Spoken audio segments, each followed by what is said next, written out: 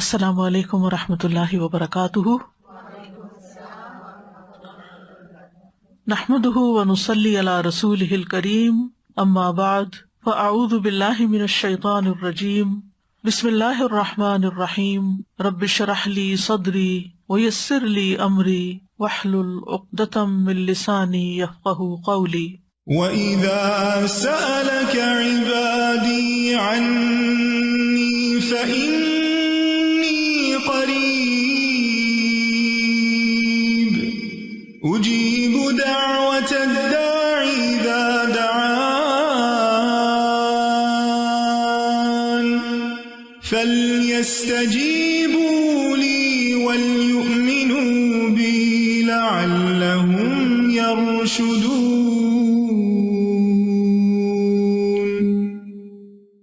اور جب میرے بندے آپ سے میرے بارے میں سوال کریں تو کہہ دیجئے بے شک میں قریب ہوں، میں پکارنے والے کی پکار کا جواب دیتا ہوں جب وہ مجھے پکارے۔ تو ان کو چاہیے کہ وہ میرا حکم مانیں اور مجھ پر ایمان رکھیں تاکہ وہ ہدایت پائیں۔ فَاسْتَغْفِرُوهُ ثُمَّ تُوبُوا إِلَيْهِ إِنَّ رَبِّي قَرِيبٌ مُجِيبٌ۔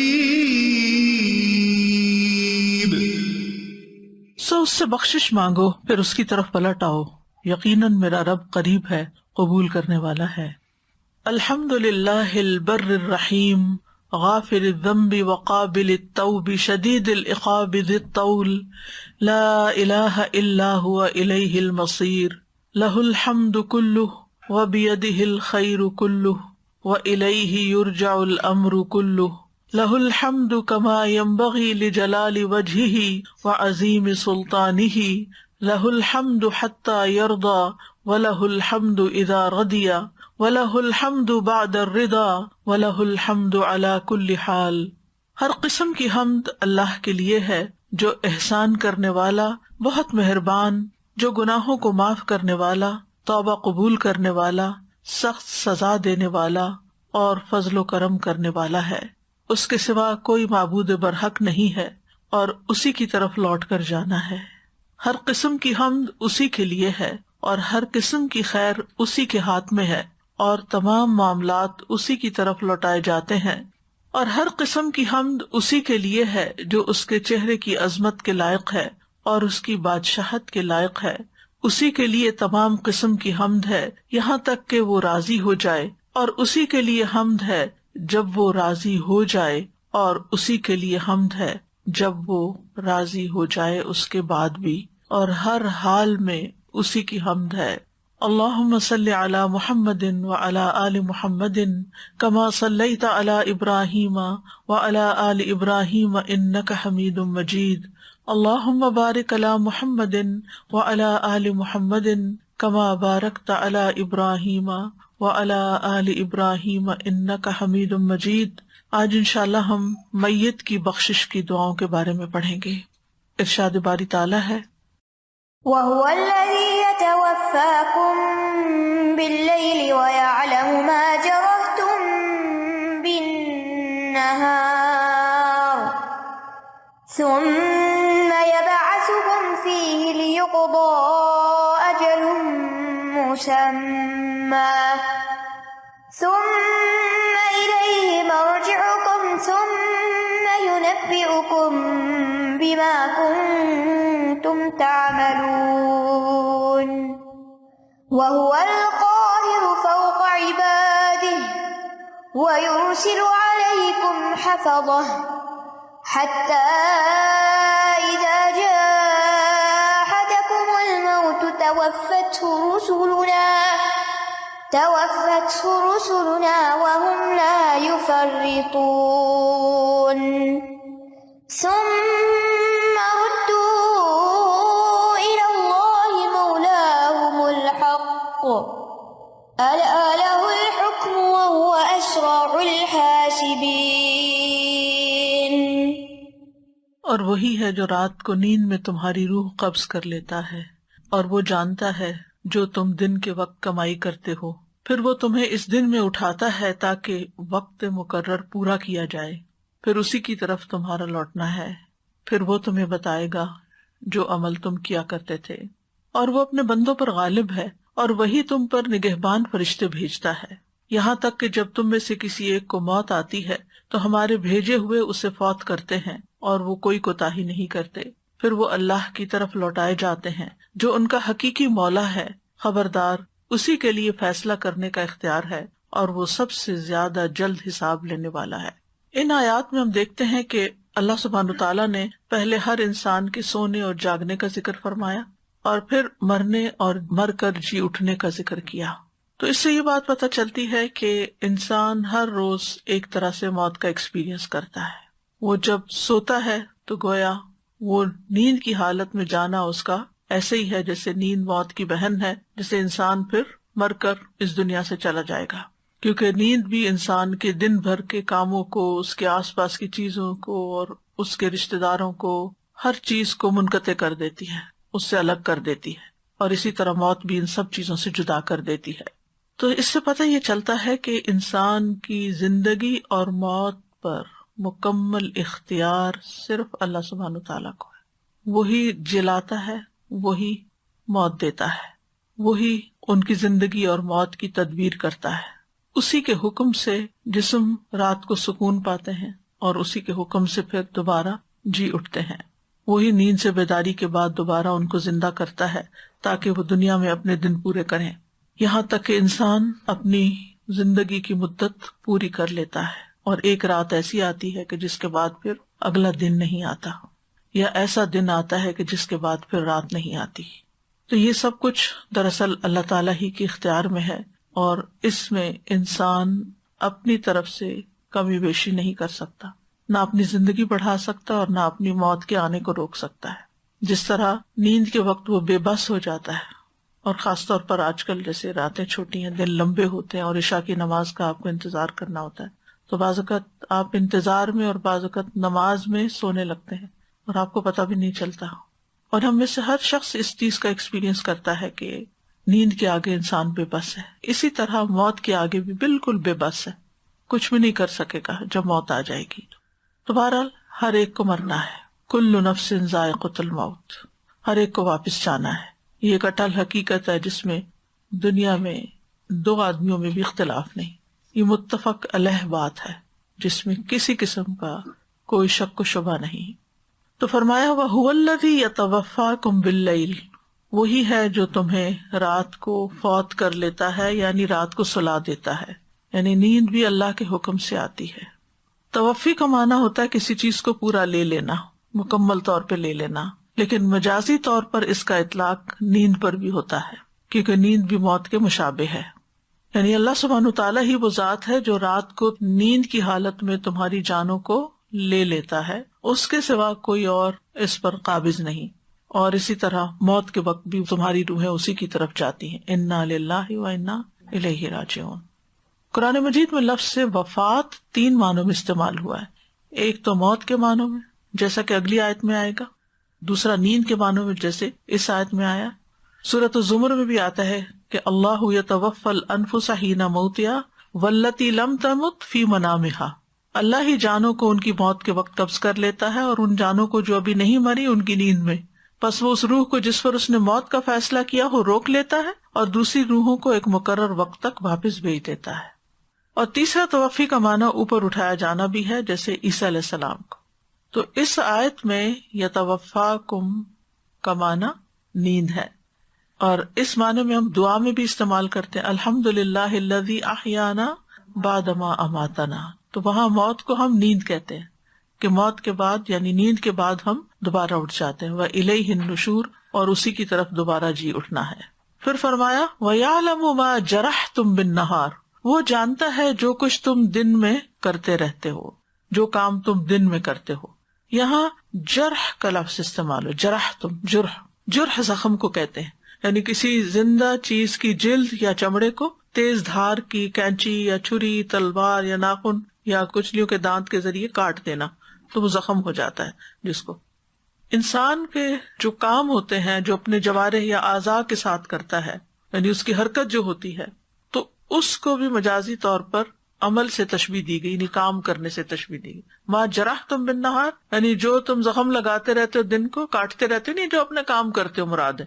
ثم یبعثکم فیہ لیقضی اجل مسمی، پھر وہ تمہیں دوبارہ جی اٹھاتا ہے تاکہ مقررہ وقت، مقررہ مدت عمر جو ہے وہ پوری کی جائے، جو اللہ تعالیٰ نے مقرر کی ہے اور جو ماں کے پیٹ میں ہی لکھ دی جاتی ہے.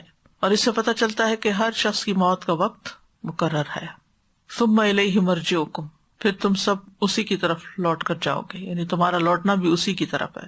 سورۃ المؤمنون میں اللہ سبحانہ وتعالیٰ انسان کی پیدائش کے مختلف مرحلوں کا ذکر کرنے کے بعد آخر میں فرماتے ہیں ثم انکم بعد ذلک لمیتون ثم انکم یوم القیامۃ تبعثون، کہ بے شک تم اس کے بعد ضرور مرنے والے ہو اور پھر قیامت کے دن دوبارہ اٹھائے جانے والے ہو. کیوں؟ ثم ینبئکم بما کنتم تعملون، پھر وہ تمہیں بتائے گا جو تم عمل کرتے رہے. یعنی قیامت کے دن دوبارہ کیوں اٹھائے گا؟ تاکہ تمہیں تمہارے اعمال کے بارے میں بتایا جائے کہ تم کیا کر کے آئے. اگر اچھے کیے ہوں تو اس پر جزا ملے گی، اور اگر برے کیے ہوں تو ان پر سزا ملے گی. ہمارے اعمال ہمارے صحیفوں میں، اعمال ناموں میں لکھے جا رہے ہیں، اور ہر چھوٹی بڑی بات لکھی ہوئی ہے، اور وہ قیامت کے دن انسان کو دکھا دی جائے گی. اللہ تعالیٰ فرماتے ہیں احصاہ اللہ ونسوہ، اللہ نے انہیں گن گن کر رکھا ہے اور وہ اسے بھول چکے ہیں. پھر فرمایا وَهُوَ الْقَاهِرُ فَوْقَ عِبَادِهِ، وہ اپنے بندوں پر غالب ہے. قہر کا معنی ایجاد کرنا بھی ہوتا ہے، کسی موجود چیز کو فنا کر کے اس پہ غالب آنا بھی ہوتا ہے، اور متضاد چیزوں کو پیدا کرنا بھی ہوتا ہے. تو اللہ سبحانہ وتعالیٰ ان سب چیزوں پر پوری طرح قادر ہے. اور جو اہم معنی ہے قہر کا یا قہار کا، وہ ہے اپنے فیصلوں کو نافذ کرنے والا. یعنی اللہ سبحانہ وتعالیٰ جس چیز کا ارادہ کر لیتا ہے اور جو کام کرنا چاہتا ہے پھر وہ اس کو کر کے رہتا ہے، اس کو کوئی بھی روک نہیں سکتا. یعنی اللہ تعالیٰ کی جو تقدیر ہے اس کو کوئی ٹال نہیں سکتا، جو اس نے لکھا ہے وہ ہو کر رہے گا. وَيُرْسِلُ عَلَيْكُمْ حَفَظَةً، اور تم پر نگران بھیجتا ہے. حفظہ حافظ کی جمع ہے. حفیظ کا معنی ہے کسی شے کی نگرانی کا ذمہ دار. یہاں مراد ہے حفاظت کے فرشتے. حفاظت کے فرشتوں کی دو قسمیں ہیں. ایک وہ جو جسم کی حفاظت پر مامور ہیں اور ہمیں گھیرے ہوئے ہیں اور ہمارے بدن کی حفاظت کرتے ہیں، شیطان کے وار سے اور دشمنوں کے وار سے ہمیں محفوظ رکھتے ہیں. سورۃ الرعد میں آتا ہے لَهُ مُعَقِّبَاتٌ مِّن بَيْنِ يَدَيْهِ وَمِن خَلْفِهِ يَحْفَظُونَهُ مِنْ أَمْرِ اللَّهِ، ہر شخص کے لیے اس کے سامنے سے اور اس کے پیچھے سے پہرے دار مقرر ہیں. سبحان اللہ، ہم دیکھتے بھی نہیں اور کس طرح ہماری حفاظت ہوتی ہے، جو اللہ کے حکم سے اس کی حفاظت کرتے ہیں. يَحْفَظُونَهُ بِأَمْرِ اللَّهِ. دوسرے وہ فرشتے ہیں جن کو کرامن کاتبین کہا جاتا ہے، جو اعمال کی حفاظت کرتے ہیں، ایک ایک حرکت پہ نگاہ رکھتے ہیں کہ ہم نے کہاں دیکھا، کیا کیا، کدھر قدم اٹھایا، ہاتھ کیسے اٹھایا، اسمائل کیا یا نہیں کیا، یعنی یو نیم اٹ. کوئی ایکشن ہمارا چھوٹا یا بڑا نہیں ہوتا مگر یہ کہ وہ اس کو فوراً ریکارڈ کر لیتے ہیں. اللہ تعالیٰ فرماتے ہیں ام یحسبون انا لا نسمع سرهم ونجواهم بلا وَرُسُلُنَا لَدَيْهِمْ يَكْتُبُونَ، کیا وہ سمجھتے ہیں کہ ہم ان کے راز اور ان کی سرگوشیاں نہیں سنتے؟ یعنی جو چپکے چپکے باتیں کرتے ہو تم کسی کی پیٹھ پیچھے، وہ نہیں ہم سنتے؟ کیوں نہیں؟ ہمارے بھیجے ہوئے فرشتے ان کے پاس ہی لکھتے رہتے ہیں. تم کر رہے ہوتے ہو جو کرنا ہوتا ہے اور وہ ساتھ بیٹھ کے ہر چیز لکھے چلے جا رہے ہیں، یہ کر رہا ہے، یہ کر رہا ہے، یہ کر رہا ہے، یہ کر رہا ہے، ساری کہانی لکھ دیتے ہیں. وہ اتنے ماہر ہیں، اور جو کچھ ہم کرتے ہیں ان کو پتہ بھی ہوتا ہے. یعلمون ما تفعلون. لوگوں سے ہم چھپا سکتے ہیں، فرشتوں سے کچھ نہیں چھپا سکتے. اب سوال ہی پیدا ہوتا ہے کہ اللہ تعالیٰ تو خود سب کچھ جانتا ہے، تو فرشتوں سے کیوں لکھواتے ہیں؟ تو صاحب کشاف کہتے ہیں، زمخشری جن کا نام ہے، مفسر ہیں قرآن کے، کہ اگر آپ کہیں کہ اللہ تعالیٰ اپنے علم کی وجہ سے اس بات سے بے نیاز ہے کہ فرشتے اعمال کو لکھیں، تو پھر لکھنے میں کیا فائدہ اور حکمت ہے؟ تو اس کا جواب وہ یہ دیتے ہیں کہ اس میں بندوں کے لیے شفقت اور نرمی ہے. جب ان کو معلوم ہوگا کہ اللہ ان کی نگرانی کر رہا ہے اور فرشتے جو کہ اللہ کی مخلوق میں سب سے اشرف ہیں وہ ان کے ساتھ مقرر کیے گئے ہیں اور ان کے اعمال کو ریکارڈ کر رہے ہیں اور ان کے اعمال نامے لکھتے جا رہے ہیں، اور قیامت کے دن یہ اعمال نامہ سب کے سامنے پیش ہوگا، تو یہ چیز ان کو برے اعمال سے ڈرانے میں اور برائیوں سے دور کرنے میں مؤثر ثابت ہوگی. ٹھیک ہے، یعنی جب انسان کو یہ فیلنگ آئے کہ میرے ساتھ ہے کوئی، تو کیسا لگتا ہے؟ یعنی ایک عجیب سی فیلنگ آتی ہے نا. اور پھر وہ لکھ بھی رہا ہے سب کچھ. اگر انسانی شکل میں کبھی تھوڑا سا ایکٹیویٹی کر کے دیکھے نا کہ ایک بندہ اور ایک اس کے ساتھ لگا وہ، اور جو وہ کر رہا ہو وہ واقعی پریکٹیکلی، کیونکہ انسان تو نظر آئے گا نا، لکھ رہا ہو 5 منٹ بھی ہمارے لیے سانس لینا دوبر ہو جائے، اور ہم ہر چیز بہت ہی کانشیس ہو کے کریں یعنی اگر کہیں باہر آپ جا رہے ہیں اور کوئی ساتھ ساتھ لگ جائے آپ کے، تو آپ کو ایک خوف سا آنے لگتا ہے اس سے کہ یہ کیا ہو رہا ہے. اگر آپ کی گاڑی کے پیچھے کوئی گاڑی لگا لے تو اس وقت سے بھی کیوں میرا پیچھا کر رہا ہے. تو فرشتے تو ہر وقت پیچھا کر رہے ہیں اور لکھ بھی رہے ہیں. حتی اذا جاء احدکم الموت توفته رسلنا، یہاں تک کہ جب ان میں سے کسی کی موت آتی ہے، یعنی موت کا وقت آتا ہے، موت کے اسباب یا آثار نظر آنے لگتے ہیں، تو توفته رسلنا، تو جو فرشتے اس سلسلے میں مقرر ہیں جان لینے پہ وہ جان لینے لگتے ہیں. یعنی پہلے حفاظت والے فرشتے ہوتے ہیں، اب وہ اپنی حفاظت چھوڑ دیتے ہیں، اب اگر دوسرے فرشتے شفٹ لے لیتے ہیں اور وہ جان نکالنے کے عمل پر مامور ہو جاتے ہیں.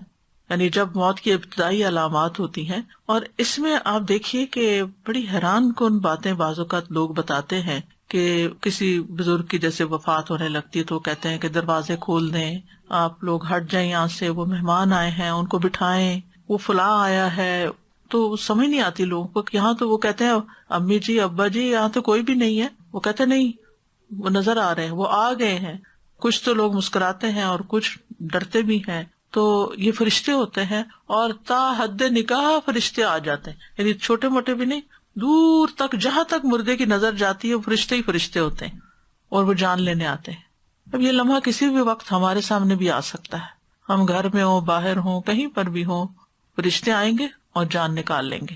اور یہ سارے ملک الموت کے معاون ہوتے ہیں، یہ خود نہیں اپنے پاس رکھتے روح نکال کے، تو فوراً جیسے بیبی ڈیلیور ہوتا ہے نا، تو اگر نرس ہے تو نرس لے کے آگے ڈاکٹر کو پکڑا دیتی ہے، یا ڈاکٹر لے کے نرس کو پکڑا دیتے ہیں، آپ نے ہاسپٹل میں دیکھا ہی ہوگا.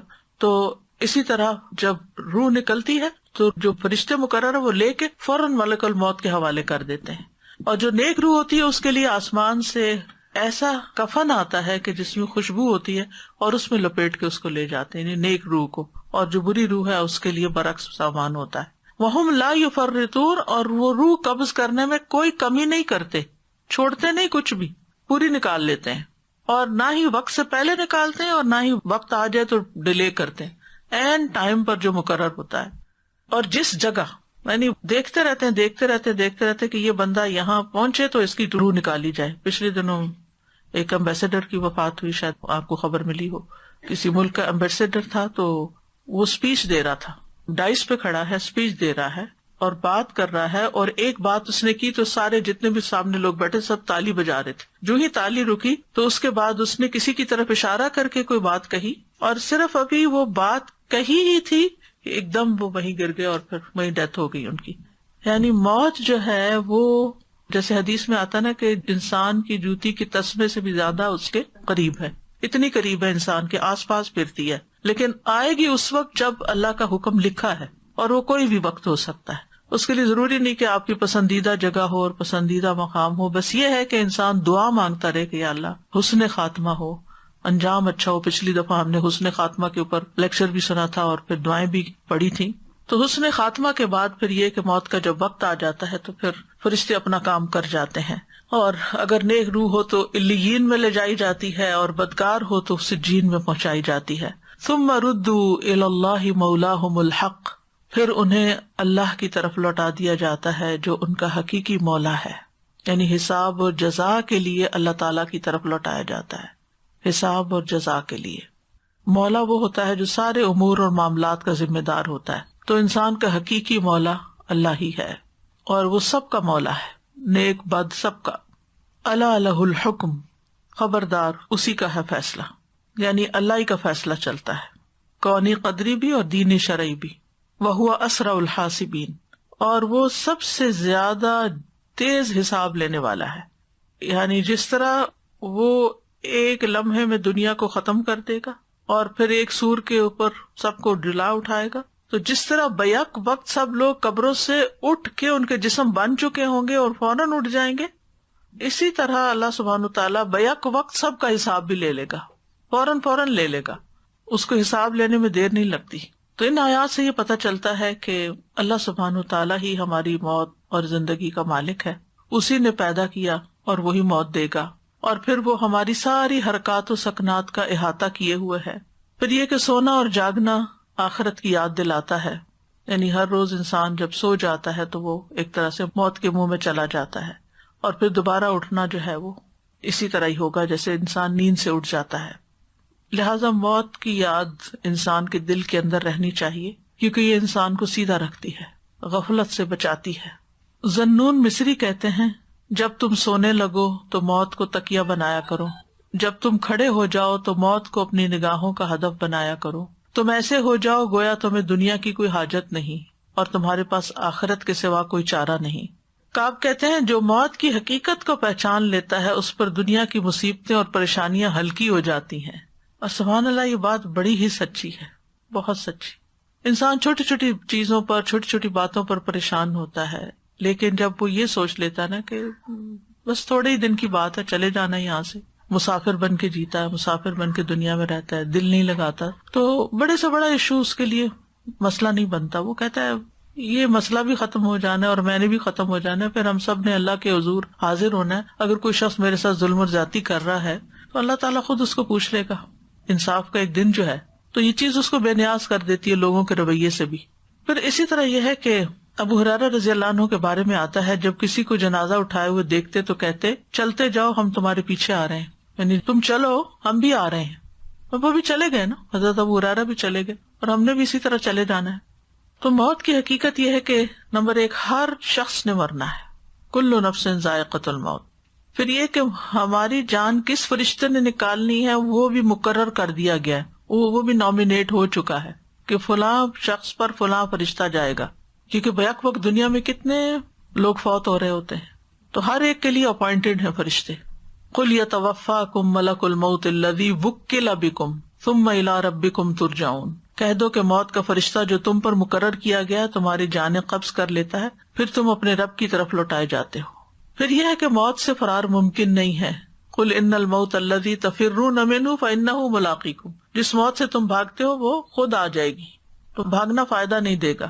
انسان چاہے بہت بڑے بڑے قلعوں میں بند ہو جائے تب بھی موت آ جائے گی۔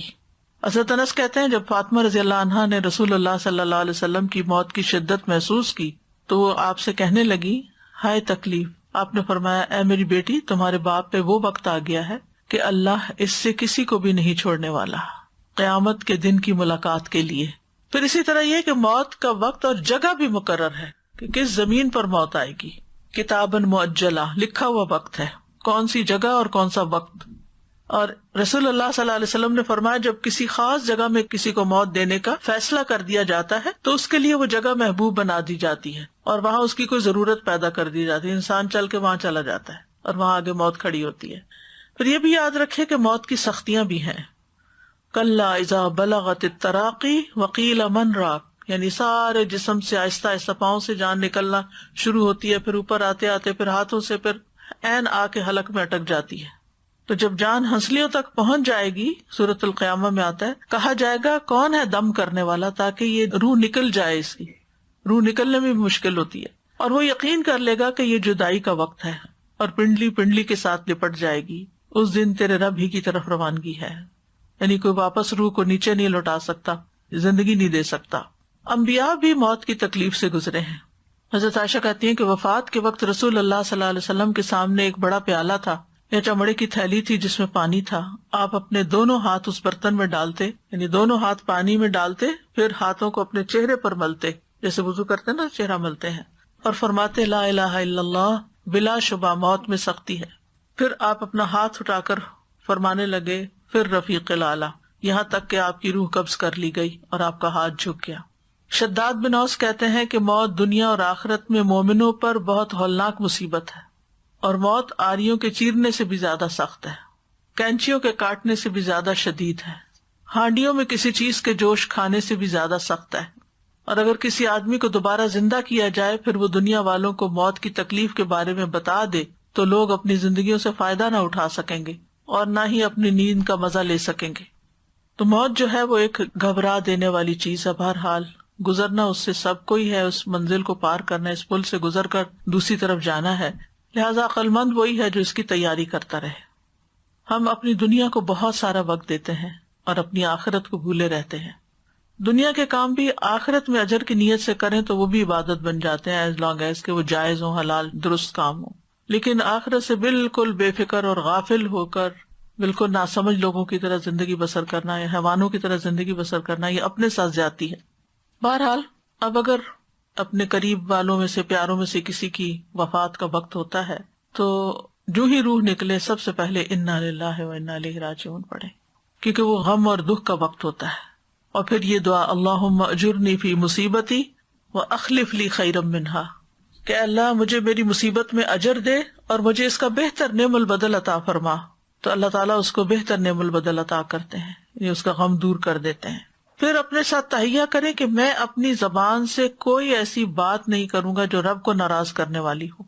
جانے والا چلا گیا، ہمارے جسم کا حصہ چلا گیا، ہمارے محبتوں کا ایک مرکز چلا گیا، لیکن اب رب کو نہیں ناراض کرنا. انس رضی اللہ عنہ کہتے ہیں کہ میں نے نبی صلی اللہ علیہ وسلم کے بیٹے کو دیکھا جو ابراہیم تھے کہ وہ رسول اللہ صلی اللہ علیہ وسلم کے سامنے دم توڑ رہے تھے. رسول اللہ صلی اللہ علیہ وسلم کی آنکھوں سے آنسو جاری ہو گئے تو آپ نے فرمایا آنکھوں سے آنسو جاری ہیں اور دل غمگین ہے، مگر زبان سے ہم وہی کہیں گے جو ہمارے رب کو پسند ہے، اور اللہ کی قسم ہے ابراہیم ہم تمہاری جدائی سے غمگین ہیں. یعنی غم دل میں آنا کوئی برا نہیں. نبی صلی اللہ علیہ وسلم پہ بھی غم آیا تھا، آپ کی آنکھوں سے بھی آنسو جاری ہوئے تھے، جس سے یہ پتہ چلتا ہے کہ مرنے والا کے لیے رونا منع نہیں ہے. غم اور تکلیف کے وقت اگر کسی کے آنسو بہہ جاتے ہیں تو اس کو آر نہیں دلانی چاہیے کہ تم نے کوئی غلط کام کیا ہے، کیونکہ یہ دل کی نرمی کی علامت ہوتے ہیں یہ آنسو. پھر یہ کہ اللہ کی ناراضگی والی بات نہیں کرنی کوئی کہ کیوں اللہ تعالیٰ نے ایسے کیا، یا میرے ساتھ ہی کیوں ہوا، یا میرے ساتھ تو بڑی زیادتی ہو گئی، نعوذ باللہ. ایسا کچھ بھی نہیں، کیونکہ ہمارے پاس جو کچھ ہے، چاہے مال ہے یا اولاد ہے یا دوست رشتہ دار ہیں، وہ سب اللہ کی ایک نعمت ہے. ہم نے کچھ دے کے نہیں لیا ہوا ان کو، اللہ نے ہی دیا ہے، اور اللہ تعالیٰ جب چاہے واپس لے سکتا ہے. جیسے ام سلیم نے اپنے بیٹے کی وفات پہ کیا تھا، اپنے شوہر کو کیسے بتایا تھا کہ اگر کوئی شخص تمہیں کچھ دے امانت کے طور پر اور پھر وہ واپس لینے آ جائے تو تم ناراض ہوگے. تو اس نے کہا نہیں، کہا تمہارا بیٹا بھی اللہ کی امانت تھا، اس نے واپس لے لیا. رسول اللہ صلی اللہ علیہ وسلم نے فرمایا جب کسی آدمی کا بچہ فوت ہو جاتا ہے تو اللہ تعالیٰ فرشتوں سے فرماتا ہے کیا تم نے میرے بندے کے بیٹے کی روح قبض کی؟ وہ عرض کرتے ہیں ہاں. اللہ تعالیٰ فرماتے ہیں تم نے اس کے دل کا ٹکڑا قبض کر لیا؟ وہ عرض کرتے ہیں جی ہاں. پھر اللہ تعالیٰ پوچھتے ہیں میرے بندے نے کیا کہا؟ حالانکہ اللہ تعالیٰ خود جانتے لیکن پوچھتے ہیں اس بات کی اہمیت دینے کے لیے. فرشتے عرض کرتے ہیں اس نے تیری تعریف کی اور انا للہ و انا الیہ راجعون پڑھا. اللہ تعالیٰ فرماتے ہیں میرے بندے کے لیے جنت میں ایک گھر بنا دو اور اس کا نام بیت الحمد رکھو کہ اس نے اتنی بڑی تکلیف کے موقع پر بھی میری تعریف ہی بیان کی. کسی کی بھی موت پر انسان صبر سے کام لے، کیونکہ صبر کرنے والوں کے لیے خوشخبری ہے. وبشر الصابرین، اور ان کے لیے بہت بڑا اجر ہے. انما یوفی الصابرون اجرہم بغیر حساب، صبر کرنے والوں کو ان کا اجر بلا حساب دیا جائے گا، یعنی ان گنت. پھر صبر جو ہوتا ہے نا صدمے کی پہلی چوٹ پر ہوتا ہے، جو ہی خبر ملے اس وقت صبر، حال دعائی ڈال کے پھر اس کے بعد کہ اب ہم صبر کر رہے ہیں تو وہ تو صبر نہیں ہے. اور خاص طور پر بچوں کی وفات پر صبر.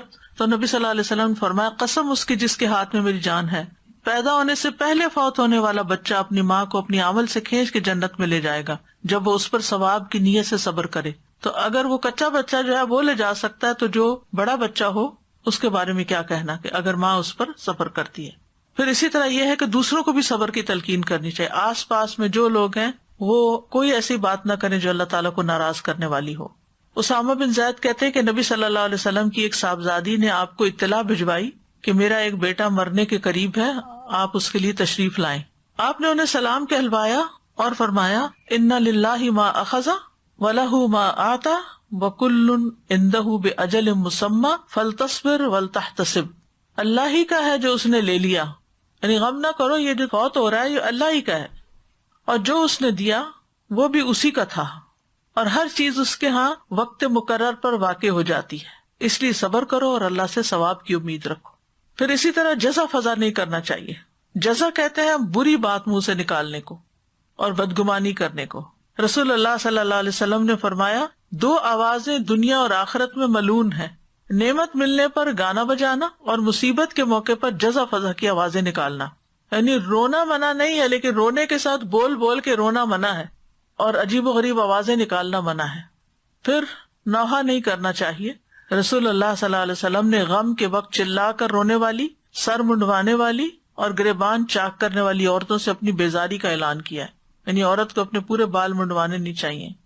اب آپ سوال کریں گے کہ کیمو تھراپی سے سارے گر جائیں، تو وہ اس نے تو نہیں منڈوائے نا، وہ تو گر گئے، بیماری کی وجہ سے ایسا ہوا.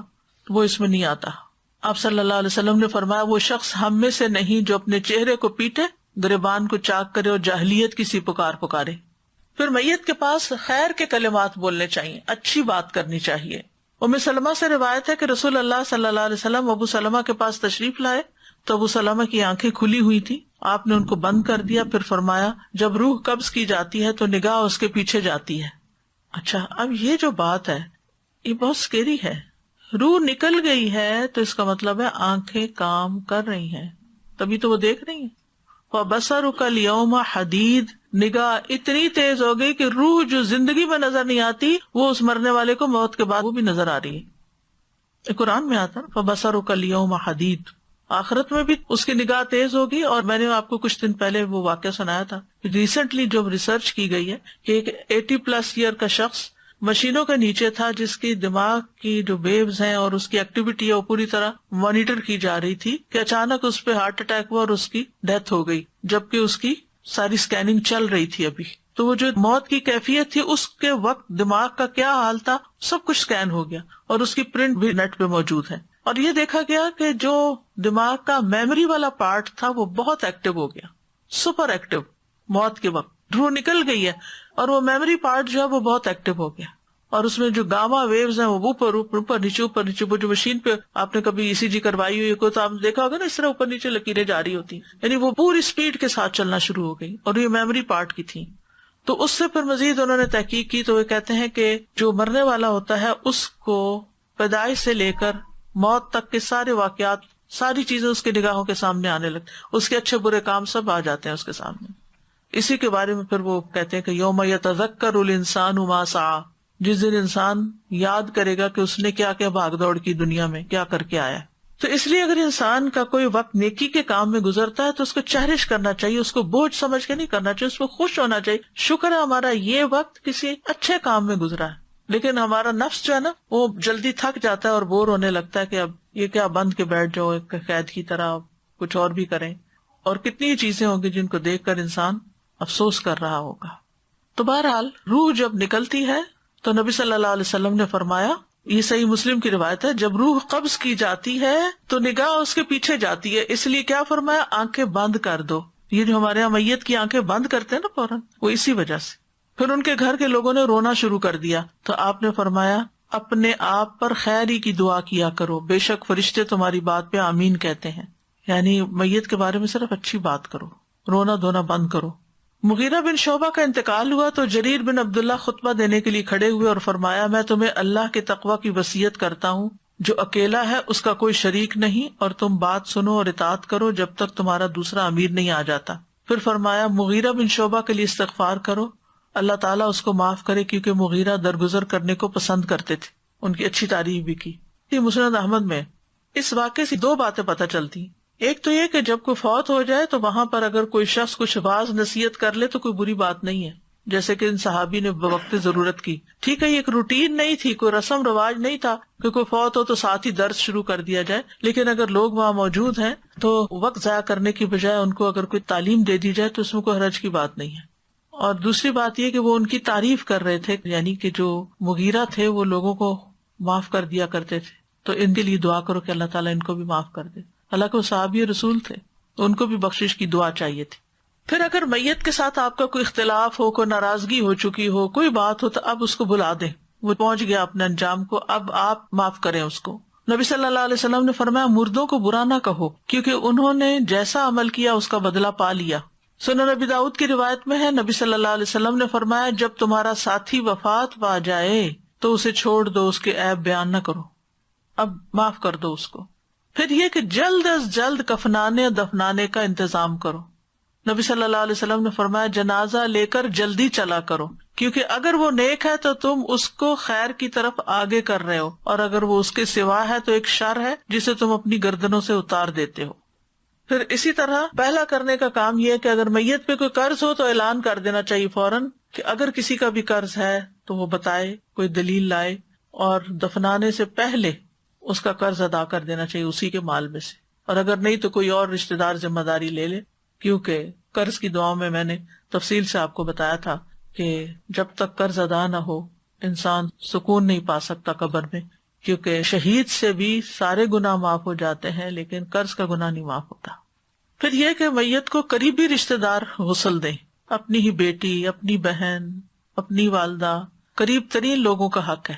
اور اگر ان کو غسل دینا نہیں آتا تو کوئی ایک غسل دینے کا طریقہ جاننے والا غسل دے اور ان کو ساتھ پانی ڈالنے کے لیے کہے اور ان کو ساتھ ساتھ سکھاتا بھی جائے۔ یہ کوئی ایکسکیوز نہیں ہے کہ انسان کہ مجھے آتا نہیں اس لیے میں اس طرف کھڑا ہوں۔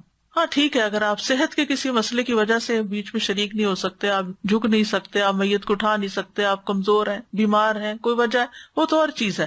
ادروائز قریبی لوگ اس کو، کیونکہ بعض لوگ تو ٹچ بھی نہیں کرتے، پروفیشنل کو بلاتے تم غسل دے دو، تم کفن پہنا دو، ہم نہیں پاس آ رہے، ڈر رہے بھی وہ تمہیں پکڑ کے ساتھ لے جائے گا، ایک دن تو جانا ہی ہے۔ بلکہ ہاتھ لگائے انسان تو زیادہ اچھا ہوتا ہے کہ انسان کو ایک سکون سا بھی آ جاتا ہے۔ نبی صلی اللہ علیہ وسلم کو جب غسل دینے پر اتفاق ہو گیا تو گھر میں صرف آپ کے اہل خانہ تھے۔ چچا عباس تھے، چچا کے بیٹے علی بن ابی طالب تھے، چچا کے بیٹے فضل بن عباس تھے، قسم بن عباس تھے، اسامہ بن زید تھے، اور آپ کے آزاد کردہ غلام صالح۔ تو اسی دوران ایک انصاری بھائی اوس نے آواز دے کے کہا حضرت علی کو کہ اے علی، میں اللہ کی قسم دیتا ہوں آپ کو، رسول اللہ صلی اللہ علیہ وسلم کے غسل میں ہمارا حصہ بھی رکھنا۔ حضرت علی نے فرمایا اندر آ جاؤ، تو وہ بھی اندر چلے گئے۔ اس موقع پہ موجود رہے، انہوں نے غسل میں شرکت نہیں کی، انہوں نے آپ صلی اللہ علیہ وسلم کو اپنے سینے سے سہارا دیا، یعنی سہارا دینے والوں میں شامل ہو، جبکہ آپ کی قمیص آپ کے جسم پر تھی۔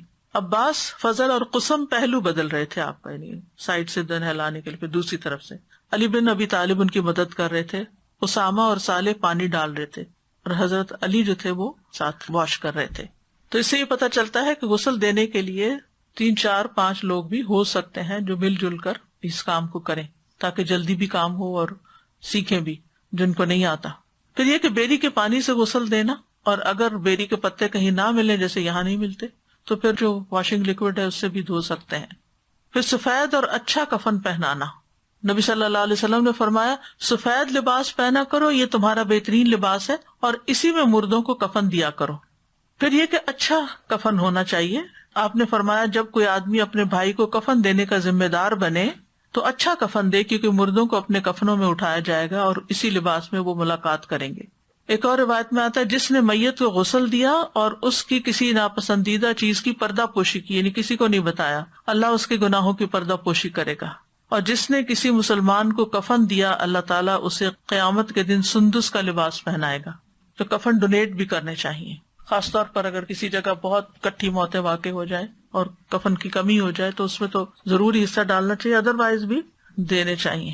جی، الوداع کی کیٹیگریز میں ایک کیٹیگری بھی ہے، کیونکہ ہوتا یہ ہے کہ اچانک وفات ہو جاتی ہے، گھر والوں نے کفن لے کے نہیں رکھا ہوتا، رات کا وقت ہوتا ہے، یہ ایسا وقت جمعہ یا ہڑتال، کئی مسائل کھڑے ہو گئے تھے، جس کے بعد الوداع نے ڈیسائیڈ کیا کہ نہیں، ہر وقت، اور ہمارے اسٹاف کی گاڑیوں میں بعض اوقات جو لوگ جاتے ہیں نہلانے وغیرہ کے لیے ان کی گاڑی میں کفن رکھا رہتا ہے۔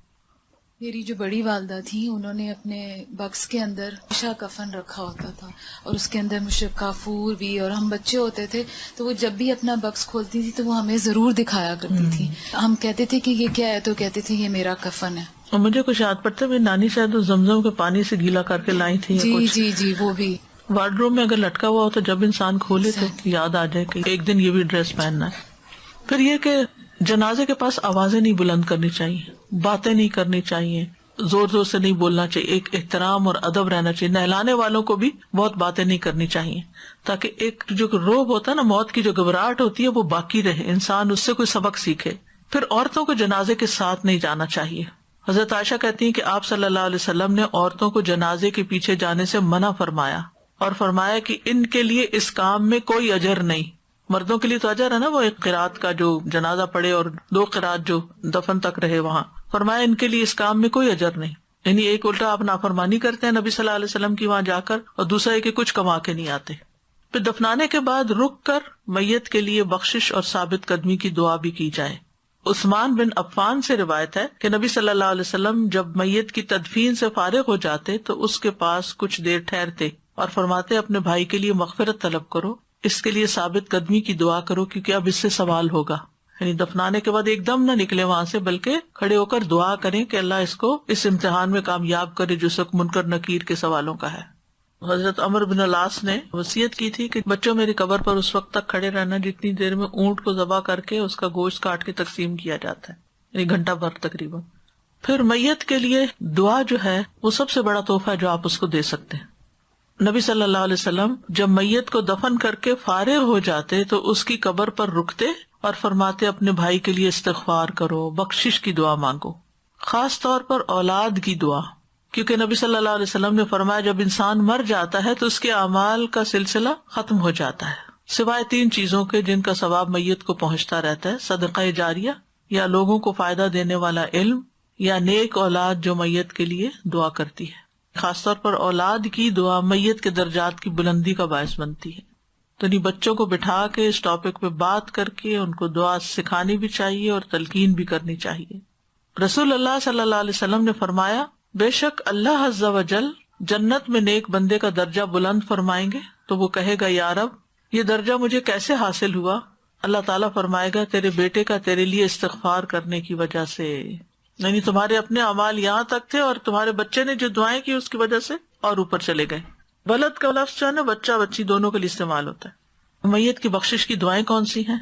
ایک تو قرآن مجید کی وہ دعا جو پہلے بھی ایک دفعہ آپ کو واضح کر چکی ہوں، ربنا اغفر لنا ولاخواننا الذین سبقونا بالایمان ولا تجعل فی قلوبنا غلا للذین آمنوا ربنا انک رؤوف الرحیم. اے ہمارے رب ہمیں بھی بخش دے اور ہمارے ان بھائیوں کو بھی جو ہم سے پہلے ایمان لائے تھے، اور جو لوگ ایمان لائے ہیں ان کے لیے ہمارے دلوں میں کدورت نہ رہنے دے. اے ہمارے رب تو بڑا شفقت کرنے والا اور رحم کرنے والا ہے. یعنی سب سے پہلے اپنی بخشش کی دعا اور پھر دوسرے ایمان والوں کے لیے. پھر ہے اللہم اغفر لحینا و میتنا و صغیرنا و کبیرنا و ذکرنا و انثانا و شاہدنا و غائبنا اللہم من احییتہ منا فاحیہ علی الایمان ومن توفیتہ منا فتوفہ علی الاسلام اللہم لا تحرمنا اجرہ ولا تضلنا بعدہ. اے اللہ ہمارے زندوں اور ہمارے مرنے والوں کو بخش دے، اور ہمارے چھوٹوں اور ہمارے بڑوں کو، ہمارے مردوں کو اور ہماری عورتوں کو، ہمارے موجود لوگوں کو اور جو ہم میں موجود نہیں ہیں ان کو بھی. اے اللہ ہم میں سے جسے تو زندہ رکھے تو اسے ایمان کے ساتھ زندہ رکھ، اور ہم میں سے جسے تو موت دے اسے اسلام پر موت دے. اے اللہ ہمیں اس مرنے والے کے اجر سے محروم نہ رکھ اور اس کے بعد ہمیں گمراہ نہ کرنا. اب باقی باتیں تو بہت سمپل ہیں، سمجھ آ رہی ہیں ڈائریکٹ، لیکن یہ جو بات ہے نا اللہم لا تحرمنا اجرہ، یہ عام طور پر سمجھ نہیں آتی کہ اس کا کیا مطلب یہ ہے کہ اس شخص کے مرنے پر جو ہم نے صبر کیا ہے اس کے اجر سے تو ہمیں محروم نہ کرنا، اس کا اجر ہمیں دینا. یعنی یہ ہم سے جا رہا ہے، جدا ہو رہا ہے، ہم دکھی ہیں، غمگین ہیں، تکلیف اٹھا رہے ہیں، صبر کر رہے ہیں، ہمیں اس کا اجر عطا کرنا، اس سے محروم نہ کرنا. یعنی بندے سے تو ہم محروم ہو گئے لیکن اس کے جانے پر جو صبر ہم کر رہے ہیں اس کے اجر سے ہمیں محروم نہ کرنا، اور اس کے بعد ہمیں گمراہ نہ کرنا. کیونکہ بعض لوگ خاندان کے اندر ایسے تو جیسے والد ہیں، کوئی بڑے ہیں، بزرگ ہیں جو نصیحت کرتے رہتے ہیں، اگر ادھر ادھر بھٹکنے لگے تو راستہ دکھاتے ہیں. اب وہ زندگی بھی نہیں رہے تو یا اللہ ہمیں بے سہارا نہ چھوڑنا کہ ہمیں کوئی بتانے والا نہیں رہا تو ہم بھٹک جائیں اور دنیا میں کھو جائیں. اب یہاں اس دعا میں ایک اور چیز بھی ہے. یہ تو سمجھ آتا ہے اللہم اغفر لحینا و میتنا، زندہ کو بھی بخش، مردہ کو بھی بخش، ٹھیک ہے. و صغیرنا و کبیرنا، ہمارے بڑوں بوڑھوں کو بھی بخش دے اور ہمارے بچوں کو بھی بخش دے.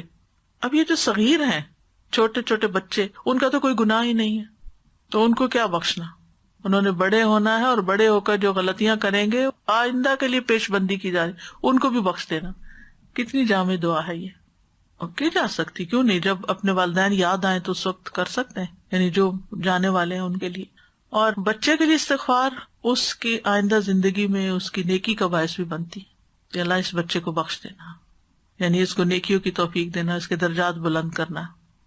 اور یہ بھی مانا کیا گیا کہ یہاں کبیر سے مراد بوڑھے ہیں اور صغیر سے مراد جوان ہیں، یعنی بوڑھوں کو بھی بخش دے اور جوانوں کو بھی بخش دے، یہ مطلب ہے. اور پھر شاہدنا کا مطلب ہے جو اس جنازے میں حاضر ہیں ان کو بھی بخش دے، وغائبنا، اور جو یہاں نہیں پہنچ سکے، جنازے پہ حاضر نہیں ہو سکے. کئی لوگ کوشش کے باوجود بھی مس کر جاتے، نہیں پہنچ سکتے، ٹریفک میں پھنس گئے، کوئی اور مسئلہ آ گیا، نہیں پہنچے، تو اللہ ان کو بھی بخش دینا. کتنی خوبصورت دعا ہے.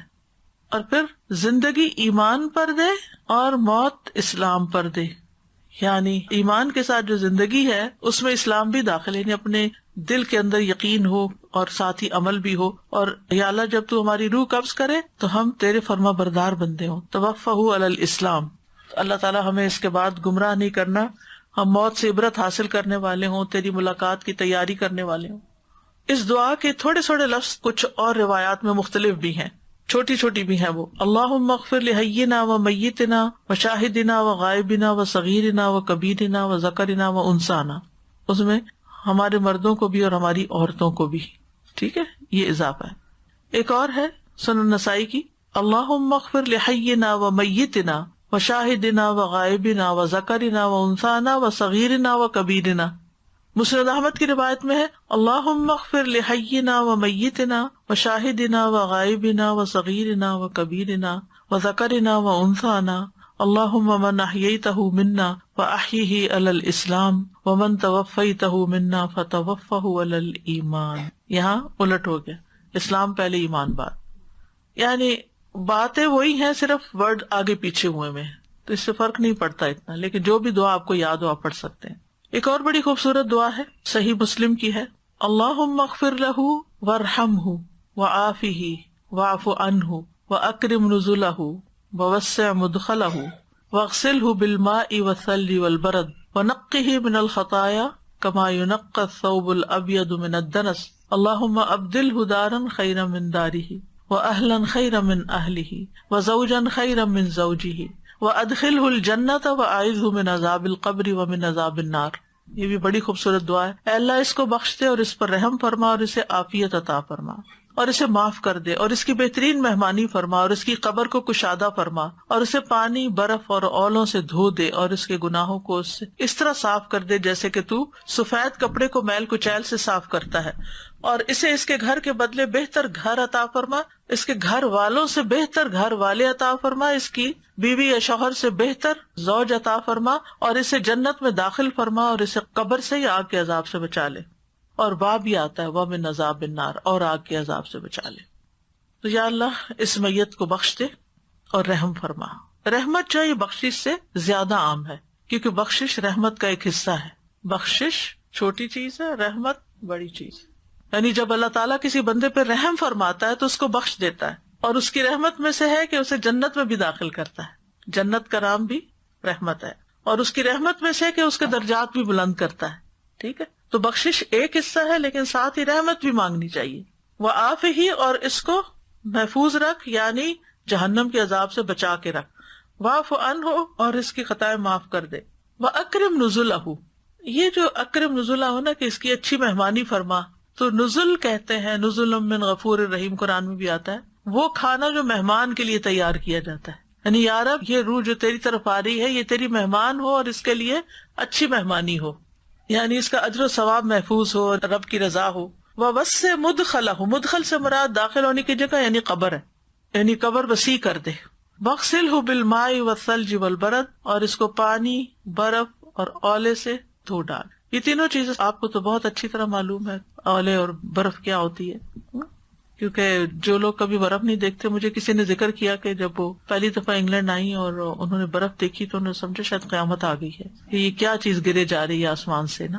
یعنی کچھ لوگوں کے لیے کوئی کانسیپٹ نہیں. اب تو خیر سوشل میڈیا کی وجہ سے بچے کو بہت ساری چیزیں پتہ چل گئی ہیں، لیکن پہلے اتنا عام نہیں تھا یہ سب کچھ. ابن قیم کہتے ہیں کہ انہوں نے اپنے استاد ابن تیمیہ سے اس دعا کے بارے میں دریافت کیا کہ پانی، برف اور اولوں کے ساتھ دھونے کا کیا معنی ہے. گناہوں کو تو پانی سے نہیں دھویا جاتا، پھر برف اور اولوں کا ذکر کیوں کیا گیا، جبکہ گرم پانی کسی چیز کو پاک اور صاف کرنے میں زیادہ مؤثر ہوتا ہے، تو پھر ٹھنڈی چیزوں کا کیوں ذکر کیا گیا کہ اس سے دھویا جائے. تو انہوں نے جواب دیا کہ خواہشات، گناہ اور نافرمانیاں دل کو حرارت دیتی ہیں اور کمزوری اور ڈھیلا پن اور سستی دیتی ہیں، تو اس لحاظ سے پانی، برف اور اولوں سے دھونا ہی مناسب ہے. پانی سے پاکیزگی حاصل ہو جاتی ہے کیونکہ گناہ دل کو نجس اور گندا کر دیتے ہیں، اور جب اسے ڈھیلا پن آتا ہے، سستی آتی ہے. آپ دیکھیں کہ اگر آپ سست ہو رہے ہیں تو گرم پانی سے منہ دھوئیں گے یا ٹھنڈے سے؟ ٹھنڈے سے. ٹھیک ہے، تو گناہوں کی وجہ سے انسان کے اندر کمزوری آتی ہے اور ڈھیلا پن اور سستی آتی ہے، تو اس لیے ٹھنڈا استعمال کرنا زیادہ فائدے کا ہے. وَنَقِّهِ مِنَ الْخَطَايَا كَمَا نَقَّيْتَ الثَّوْبَ الْأَبْيَضَ مِنَ الدَّنَسِ. دنس سے مراد میل کچیل. اے اللہ اس کو خطاؤں اور گناہوں سے اچھی طرح پاک صاف کر دے، جیسے سفید کپڑا دھو کے صاف ستھرا ہو جاتا ہے ایسا صاف ہو. یعنی دعا مانگنے کے الفاظ. یاد رکھیے دعا مانگنے میں جو ورڈنگ ہے وہ بہت کاؤنٹ کرتی ہے کہ آپ کن لفظوں کے ساتھ مانگ رہے ہیں, کیا کہہ رہے ہیں. یعنی آپ رٹی رٹائی دعائیں جیسے بچپن سے سکھا دی گئی, یا اللہ معاف کر, یعنی کچھ ہوتی ہے نا رٹی ہوئی شروع سے آخر تک بس بول کے اٹھ گئے دعا مانگ لی. نہیں, الفاظ بدلتے رہے, چیز وہی ہو, بدل بدل کے مانگے. اس سے دعا کے اندر ایک مائنڈ فلنس آتی ہے, کانشیس ہوتے ہیں آپ. وَأَبْدِلْهُ دَارًا خَيْرًا مِنْ دَارِهِ, یا اللہ اس کو بدل کر دے, یعنی دنیا کے گھر کے بدلے وہاں کا گھر اچھا سا دے, یا تو قبر کے اندر یا پھر جنت کے محلات میں سے. خَيْرًا مِنْ دَارِهِ, اس فانی دنیا میں جو اس نے گھر بنایا تھا اس سے بہتر گھر عطا کر اس کو. وَأَهْلًا خَيْرًا مِنْ أَهْلِهِ, اور اس کے اہل و عیال دنیا کے اہل و عیال سے بھی زیادہ بہتر ہوں, یعنی جو اس کے آس پاس لوگ ہوں. اہل سے مراد خادم اور بچے ہوتے ہیں. وَزَوْجًا خَيْرًا مِنْ زَوْجِهِ, اور اسپاؤس بھی دنیا کے اسپاؤس سے بہتر. دو صورتیں ہیں اس میں. نمبر 1, اگر شوہر فوت ہو چکا ہے یا دنیا کا شوہر اچھا ہے لیکن دنیا میں انسان کو آپس میں رہتے ہوئے کوئی رنجشیں بھی ہو جاتی ہیں, کوئی ناراضگیاں بھی ہو جاتی ہیں, کوئی دل میں ایسی چیزیں بھی ہوتی ہیں کہ انسان ایک دوسرے سے پوری طرح خوش نہیں ہوتا, کہ کچھ لوگ کمپرومائز کر کے جی رہے ہوتے ہیں. تو اگر اسی بندے نے آخرت میں جوڑا بننا ہے تو یہ اس حالت سے بہتر ہو جائے. ٹھیک ہے, یعنی یہ زوج کی جو اس وقت کی حالت ہے نا, یعنی کچھ شکایت ہے آپ کو ان سے, تو یا اللہ مرنے کے بعد وہ جب آخرت میں ساتھی بنے تو بہترین حالت میں ہو. دوسرا یہ کہ اگر یہ جہنم میں جا رہا ہے تو پھر جو دوسرا زوج مل رہا ہے یا مل رہی ہے وہ اس سے بھی بہتر ہو. یعنی اگر آپ چینج کر رہے ہیں, تبدیلی ہو رہی ہے, تو پھر وہ زیادہ بہتر ہو. یہ اتنی حیرت انگیز دعا ہے کہ اب دل ہو بدل کر دے, یعنی یہ والا نہیں چاہیے, یعنی جس حال میں یہ دنیا میں ہے یہ والا حال نہیں چاہیے, اس سے اچھا حال چاہیے ہمیں, اس سے اچھی شکل چاہیے, اس سے اچھی اخلاق چاہیے, اس سے اچھے معاملات چاہیے, تو پھر ہی جنت کا مزہ ہے نا. اگر جنت میں بھی وہی کچھ کچھ لگی رہی اور ہر روز کوئی نہ کوئی اختلاف, کوئی نہ کوئی مسئلہ مسائل, تو پھر مزہ نہیں رہے گا نا جنت کا.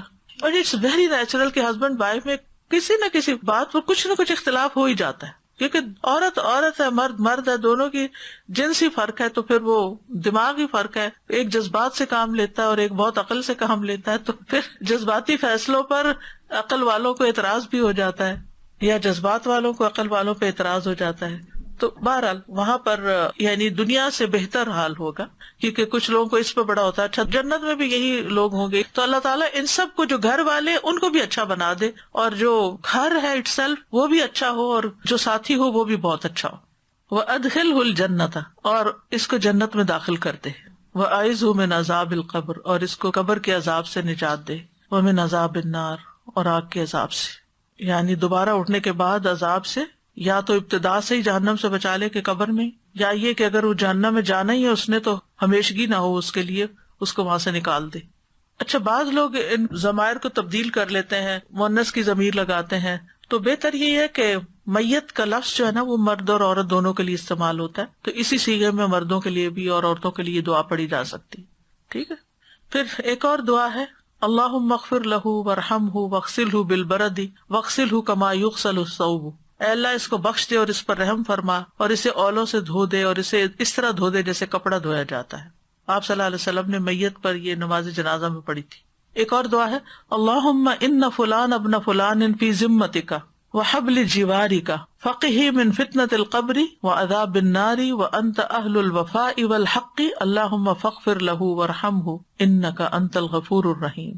اے اللہ فلاں بن فلاں تیری ذمے ہے, تیرے ذمے میں یعنی تیری کفالت میں, یعنی جو مر کے جا رہا ہے نا اب یہ تیرے حوالے ہے, اور تیری ہمسائیگی اور امان میں آ گیا ہے. سو تو اسے قبر کی آزمائش اور آگ کے عذاب سے محفوظ رکھ, تو اپنے وعدے وفا کرنے والا اور حق والا ہے. اے اللہ اسے بخش دے اور اس پر رحم فرما, بے شک تو بہت ہی بخشنے والا اور رحم کرنے والا ہے.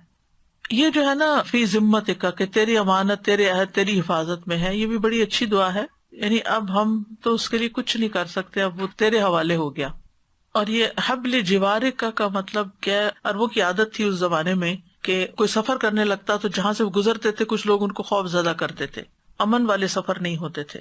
تو جب کوئی شخص سفر کا ارادہ کرتا تو وہ ہر قبیلے کے سردار سے عہد لے لیتا, تو اس کی وجہ سے جب تک وہ ان کی حدود میں ہوتا وہ امن میں آ جاتا کہ ان کی قوم کا کوئی بندہ چھیڑے گا نہیں. ٹھیک ہے, ان کی پناہ لے لیتے تھے. جب اگلے کی حد میں داخل ہوتے تو پھر ان کے سردار سے عہد لیتے. تو یہ حبل الجوار ہے، یعنی عہد و پیمان جب تک وہ اس علاقے کی حدود میں ہو. تو مراد ہے پناہ دینا اور امن سے اور مدد کرنے سے ہے مانا. یعنی یہ ایمان لایا ہوا تیرے ذمہ میں ہے اور تیرے قرب کے راستے میں ہے، تیرے پڑوس میں آ رہا ہے. اور انت اہل الوفا والحق، یعنی تو وعدوں کا پورا کرنے والا ہے، اہل الوفا، اور تو صاحب حق ہے، اور تو بہت زیادہ گناہوں کو بخشنے والا ہے، اس کو بخش دے. پھر ایک اور دعا ہے، اللہم اغفر لہ وارفع درجتہ فی المہدیین واخلفہ فی عقبہ فی الغابرین واغفر لنا ولہ یا رب العالمین وافسح لہ فی قبرہ ونور لہ فیہ. اے اللہ اس کو بخش دے اور ہدایت یافتہ لوگوں میں اس کا درجہ بلند فرما اور باقی لوگوں میں اس کا جانشین مقرر فرما. یا رب العالمین ہمیں اور اس کو بخش دے اور اس کی قبر میں اس کے لیے کشادگی فرما اور اس کے لیے اس میں روشنی فرما. نبی صلی اللہ علیہ وسلم نے ابو سلمہ کی وفات پر ان کے لیے دعا کی تھی کہ اے اللہ اس کو بخش دے. انہوں نے تو نام لیا تھا، میت کے لیے نام لے کے بھی دعا کرنی چاہیے، یعنی ابو سلمہ کی غلطیاں اور گناہ معاف کر دے. اے اللہ ان کو اپنے پاس ان لوگوں کا ساتھی بنا دے جن کو تو نے ان سے پہلے اسلام کی ہدایت دی تھی. ورفع درجتہ فی المہدیین، یعنی یہ مہدیین میں جا پہنچے مراد یہ ہے. واخلفہ فی عقبہ، یعنی اے اللہ تو ان کے معاملات کی درستگی میں اور ان کے اہل و عیال کی اور اولاد کی مصلحتوں کی حفاظت فرما اور ان کے معاملات کسی اور کے حوالے نہ کر، تو خود اس کی ذمہ داری لے. واخلفہ جانشین بن جا اس کا، یعنی ابو سلمہ کا، فی عقبہ اس کے بعد، یعنی اس کی موت کے بعد اب اس کے بچوں اور اہل و عیال کا خیال تو ہی رکھ. ایک اور روایت میں آتا ہے واخلفہ فی طریقتہ، یعنی وہ چیز جو اپنی موت کے بعد چھوڑ گئے ہیں اس کی حفاظت فرما. فی الغابرین، یعنی ان لوگوں میں جو زندہ لوگوں میں سے باقی رہ گئے پیچھے ہیں. وافسح لہ فی قبرہ، اور ایک اور روایت میں اللہم اوسع لہ فی قبرہ، یعنی اس کی قبر کو بہت زیادہ فراخ کر دے.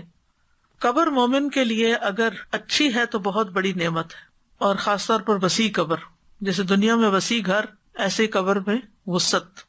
ونور لہ فیہ، اس کی قبر میں سے اندھیرا دور کر کے اس میں روشنی فرما دے، بہت بڑی نعمت ہے. پھر ایک اور دعا ہے اللہم انی عبدک وابن عبدک وابن امتک کان یشہد ان لا الہ الا انت وان محمدا عبدک ورسولک وانت اعلم بہ اللہم ان کان محسنا فزدہ فی احسانہ وان کان مسیئا فتجاوز عن سیئاتہ اللہم لا تحرمنا اجرہ ولا تفتنا بعدہ. اے اللہ بے شک یہ تیرا بندہ اور تیرے بندے کا بیٹا اور تیری لونڈی کا بیٹا، اور یہ اس بات کی گواہی دیتا تھا کہ تیرے سوا کوئی معبود نہیں، اور بے شک محمد صلی اللہ علیہ وسلم تیرے بندے ہیں اور تیرے رسول ہیں، اور تو اس کا حال خوب جانتا ہے. اے اللہ اگر یہ نیک تھا تو اس کا اجر زیادہ کر، اور اگر گناہ گار تھا تو اس کی برائیوں سے درگزر فرما. اے اللہ ہمیں اس کے ثواب سے محروم نہ کر، یعنی جو ہم اس پہ صبر کریں، اور ہمیں اس کے بعد فتنے میں نہ ڈالنا. پھر ہے اللہم عبدک وابن امتک احتاج الی رحمتک وانت غنی عن عذابہ ان کان محسنا فزدہ فی احسانہ وان کان مسیئا فتجاوز عنہ. اے اللہ تیرا بندہ اور تیری بندی کا بیٹا تیری رحمت کا محتاج ہے، اور تو اسے عذاب دینے سے بے نیاز ہے، یعنی تجھے ضرورت نہیں ہے.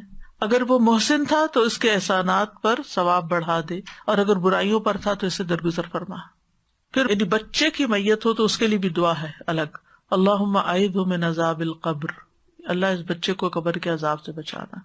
قبر ہر ایک کو بھیجتی ہے ایک دفعہ، اور اس لیے بھی کہ اللہ کو پتا ہے کہ اگر یہ بچہ زندہ رہتا تو کیا کرتا. پھر ایک اور دعا ہے اللہم اجعلہ لنا فرطا وسلفا واجرا، اے اللہ اس بچے کو ہمارے لیے ہم سے پہلے آگے جا کے انتظام کرنے والا اور اجر کا باعث بنا دے. تو یہ ہیں چند دعائیں، ان میں سے کچھ تو الحمدللہ آپ کو یاد ہوں گی زبانی، اور جو یاد نہیں ہیں ان کو دیکھ لیجئے، ورنہ وہ کارڈ آپ کے پاس ہونا چاہیے جس میں یہ سب لکھی ہوئی ہیں، ان کو دیکھ کے بھی آپ دعا مانگ سکتے ہیں. الحمدللہ ہمارے بک سٹور میں غسل میت اور تکفین کا مسنون طریقہ، اور اس کے اندر الحمدللہ ہم نے ڈیموز بھی بنوائے تھے، یہ آپ دیکھ سکتے ہیں پیچھے اس کے، ٹھیک ہے. پھر اسی طرح یہ انگلش میں بھی ہے صلاۃ الجنازہ کے بارے میں، پھر یہ ایصال ثواب کے اوپر ہے اردو میں، اور یہ ہے انگلش میں. یعنی جب کوئی فوت ہو جائے تو ان کے گھر میں آپ بانٹیں، انہیں دیں، پڑھ کے سنائیں کہ مردے کے لیے آپ کیا کر سکتے ہیں، اس کو ایصال ثواب کیسے کر سکتے ہیں، کیونکہ لوگوں کو بہت کنفیوژن ہے اس میں. اور بخشش کی دعائیں اگر زبانی یاد ہے بہت اچھا، نہیں تو آپ دیکھ کے بھی پڑھ سکتے ہیں. اچھا انگلش والے میں دعاؤں کی ٹرانسلیٹریشن بھی ہے، ٹھیک ہے. یہ چھوٹا سا کارڈ ہے، ہینڈی سا بیگ میں بھی ہو انسان کے، تو اپنے والدین کے لیے جو ان میں سے کچھ بڑی بڑی دعائیں جو ہیں وہ موجود ہیں، اور انگلش ٹرانسلیشن بھی موجود ہے، اردو کی بھی ہونی چاہیے، تو یہ دیکھ کے بھی پڑھ سکتے ہیں، سیکھ سکتے ہیں، ایپ بھی ڈاؤن لوڈ کر سکتے ہیں. سوال ہے اگر قرض ادا کرنے والا کوئی نہ ہو تو کیا کریں؟ کسی نہ کسی سے ریکویسٹ کریں، کیونکہ وہ تو جان پکڑی رہے گی جب تک کوئی ادا نہ کرے. اور دفن کرنے کے بعد دعا کیسے کریں؟ یہی جو بخشش کی دعائیں میں نے ابھی ساری اب تک بتائی ہیں، یہ والی. مرنے والوں کے لیے صدقہ کرے تو کیا اس کے گھر والوں کو ہی دیا جا سکتا ہے؟ اگر وہ محتاج ہے تو ان کو بھی دیا جا سکتا ہے. یعنی ظاہر ہے کہ ہسبینڈ اگر فوت ہو گیا ہے تو کمانے والا اب کوئی نہیں، تو سب سے زیادہ تو ان بچوں کو، یتیم بچوں اور بیوہ کو ضرورت ہوگی، تو ان کو بھی دے سکتے ہیں. سادہ یہ پوچھنا چاہ رہی تھی میں کہ قرضہ اگر بہت زیادہ، جیسے یہاں پہ مارگیج کے لوگ کے پاس کتنے، جی تو وہ بہت زیادہ قرض ہے، وہ کس طرح ادا ہوگا؟ لیٹ سے بہت زیادہ ہے تو آپ کو پتا مارگیج کے ہوتے اس کے لیے وہ تو پھر وارثوں پہ آ جائے گا نا، جو وارث بنیں گے اس مکان کے. لیکن یہ کہ بلا ضرورت چھوٹی چھوٹی خواہشات پوری کرنے کے لیے ہرگز قرضہ نہیں لینا چاہیے. انسان قناعت سے گزارا کرے، چھوٹے میں گزارا کرے، تھوڑے میں گزارا کرے، قرضے نہ لے. استاذہ جی یہ ایک جو دعا ہے انا للہ و انا الیہ راجعون اللہم اجرنی فی مصیبتی واخلف لی خیرا منہا، اس میں مجھے ہمیشہ تھوڑی سی وہ رہتی ہے کہ اجرنی بھی ہے اور اجرنی بھی ہے، دونوں طرح ٹھیک ہے. اچھا، اور پھر اخلف اور اخلف دونوں وخلف جی، اور یہاں لام کے نیچے زیر بھی ہے اور لام پر دمہ کے ساتھ بھی ہے جی، دونوں طرح ٹھیک. اوکے جزاک اللہ خیر. ابھی آپ نے فرمایا نا کہ جیسے عورتیں جنازے میں تو نہیں جاتی لیکن نماز جنازہ تو پڑھ سکتی ہیں نا اگر مسجد میں آلریڈی موجود ہیں. جیسے حرم میں بھی جو عورتیں اہتمام سے جانے کی ضرورت نہیں ہے کہ اگر عورت کے میں جنازے پہ جا رہی ہوں تو یہ منع ہے، لیکن اگر مسجد کے اندر آلریڈی موجود ہے وہ اور نماز کھڑی ہو گئی تو آپ بھی پڑھ لیں، اس میں حرج نہیں. میرے مائنڈ میں ایسے آ رہا تھا، ممکن ہے کہ شاید میں غلط ہوں، یہ صغیرنا اور کبیرنا میں جیسے آتا ہے نا حدیث میں کہ ایک سینگ والی بکری قیامت کے دن وہ دوسری جو اس نے بدلہ لیا جائے گا، تو کیا صغیرنا میں چھوٹے بچوں سے جو غلطیاں ہو جاتی ہیں وہ کسی کو مار دیتے ہیں، یا تو کیا اس میں وہ شامل نہیں؟ ہے؟ جب تک رفع القلم عن ثلاث حدیث میں آتا ہے 3 لوگوں سے قلم اٹھا لیے گئے، ان کے اعمال نہیں لکھے جاتے، ان کو جو کرتے ہیں اس پہ پکڑ نہیں، اور اس میں بچہ جب تک بالغ نہ ہو جائے. قلم اٹھا لیا جاتا ہے کا مطلب یہ کہ ان کے گناہ نہیں لکھے جاتے. صحیح جی. لیکن دعا پھر ایک تو مجھے پتا ہے کہ قبر جو ہے وہ جب آتی ہے اس کے لیے مانگی جاتی ہے، تو پھر آپ نے یہ بھی کہا تھا کہ جیسے سورہ کاف میں ہے کہ اس بچے کو انہوں نے مار دیا کہ اس نے بڑے ہو کے اپنے ماں باپ کو ستانا تھا. یہ علماء کی رائے ہے کہ وہ اللہ کو پتا تھا کہ یہ بڑے ہو کے یہ کرنے والا ہے، تو وہ جو اب اسی کی مثال لے لیں کہ وہ جو کرنے والا تھا اس پر بھی معافی مانگ لی جائے، یعنی بچپن میں تو نہیں لیکن بڑے ہو کے جو کرنے والا تھا. سادہ جی مجھے اتنا اچھا لگا ہے کیونکہ میں اپنے گرینڈ کڈس کے لیے ہر نماز میں ان کی بخشش کی دعا ویسی مانگتی تھی. سبحان اللہ. اب یہ دیکھیں کہ وہ ان کے بڑے ہو کر ان کے کام آئے. مجھے نہیں پتا تھا میں کیوں مانگتی تھی. الحمدللہ جزاک اللہ خیرا کثیرا. استاد جی قبرستان میں عورتوں کا جانا یہاں پہ کبھی کبھار تو جا سکتے ہیں لیکن ریگولر بیسس پہ نہیں جانا چاہیے. اوکے، وآخر دعوانا ان الحمد للہ رب العالمین. سبحانک اللہم و بحمدک، اشہد ان لا الہ الا انت، استغفرک و اتوب الیک. السلام علیکم و رحمۃ اللہ وبرکاتہ.